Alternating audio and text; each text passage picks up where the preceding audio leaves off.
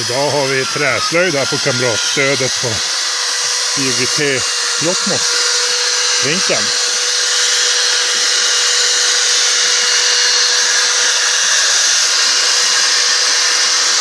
Stefan putsar en stock.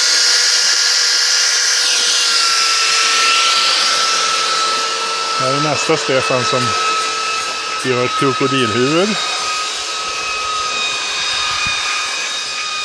Jens, han gör en mask. En dagmask. En Afrika.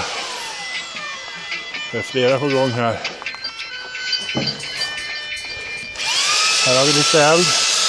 Så kommer jag göra en stav.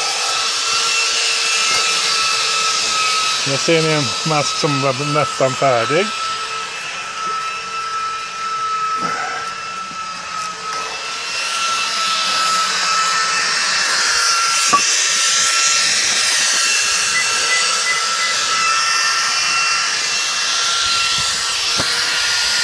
Gå med i UGT.